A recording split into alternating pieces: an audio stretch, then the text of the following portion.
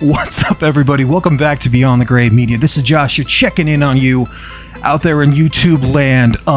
Thanks for being here. This is Beyond the Grave After Dark. We got a bunch of candles going, talking about a heavy. We're just going to get right into it. We're talking about a heavily requested viewer video. Is it a favorite? I mean, there's not going to be a lot of crazy stuff with this one. We're just going to talk about it. We're talking 1993's pure trauma, pure fire, traces of death. Thanks for being here. Look, this film is infamous and has long been the subject of countless controversies, so it goes without saying that discussing the contents from this point forward comes with the viewer discretion advisory logo. Like the VHS disclaimer and dripping blood narration, return to your normal world now. Viewer beware, this thing is on YouTube right now. Unedited, trauma core, engaged. Traces of death. This nasty, unassuming looking VHS had no business having so much control over my 10-year-old mind in 1993. And furthermore, this thing was a rite of passage, bragging rights, braggadocio, King Kong chest beating that was so the norm in 93. That doesn't make it right, but kids back then were impressionable. We wanted to be cool. We needed to fit in, dude. We had older friends who smoked cigs, stole beer, and rented porn in this schlock. Life was good. I think any parental figure, though, in the early 90s, worth their salt, would happily yank the cover off of this surgical red tape and burn it with fire. What the hell was this thing, and how the hell did it get made? Seriously, the contents within Traces of Death was so hardcore, it became just a direct through line to my obsession with horror moving forward.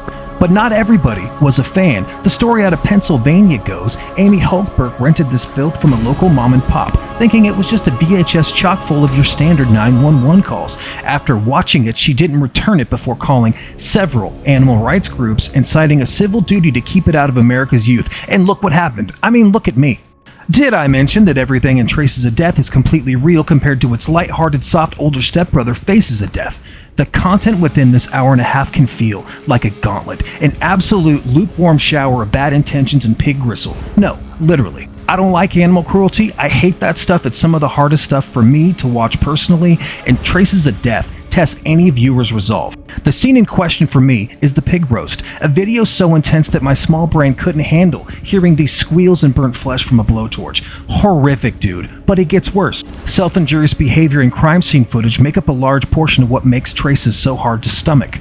The scene in question has to do with the quiet cemetery that suddenly erupts in gunfire as Maritza Martin is visiting her daughter who had just unalived herself. Suddenly coming into frame is her ex-husband who proceeds to fire point blank at the back of her head, execution style. The camera continues to roll as he unloads at her lifeless body.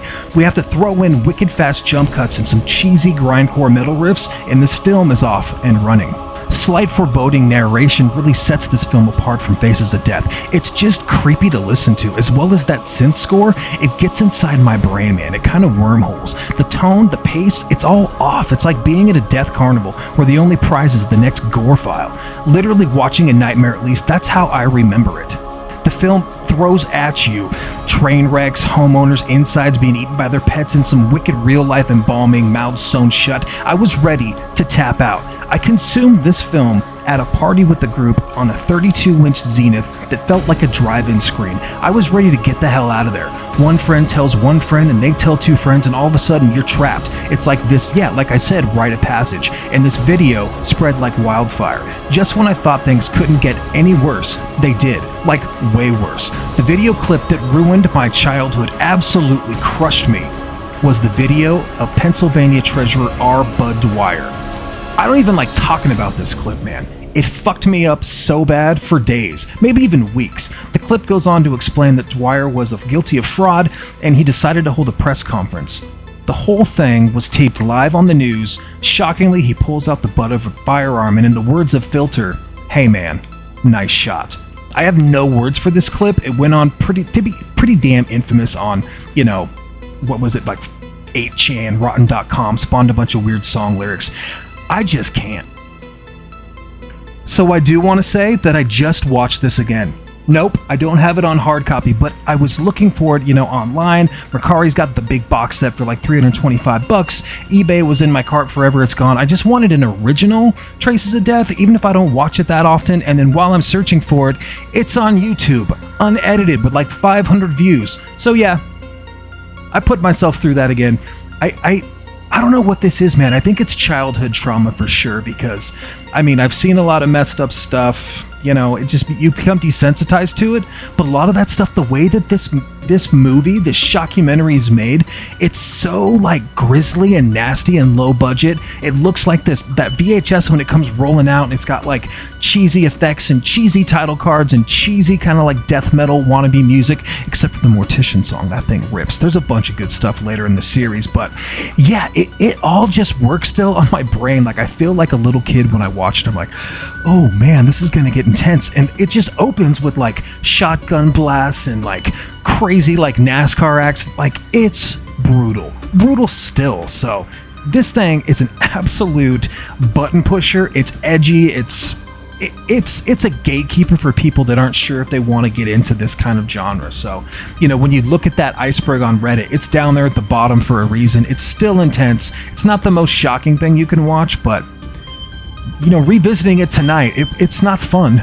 It's not what I was in the mood for. But we did it because it's Beyond the Grave After Dark, and I wanted to talk about it. So tomorrow we're going to talk about some October films. We're going to start gearing up because I'm pretty sure it's a full moon, and we've got fall just around the corner. If you want to see more from me, please like, comment, subscribe. When did you first watch Traces of Death? How old were you? Did somebody make you watch this? Are you okay? Do you need financial compensation now? Because you might. I'm curious. I want to know. And then, you know, subscribe. Like the video, subscribe, share it with a friend, share it with whoever. And then follow me on social media for more. I can't wait to talk about more stuff as we get into Halloween. I see all you new subs. I see all these views. I appreciate you guys so much. Really means a lot. I love horror. I love talking about it. If you guys don't, I mean, I get a lot of crap comments too, but I'm asking for them, right? So let's get into it. Take care of yourselves. Cheers. Fatality. Drop dead.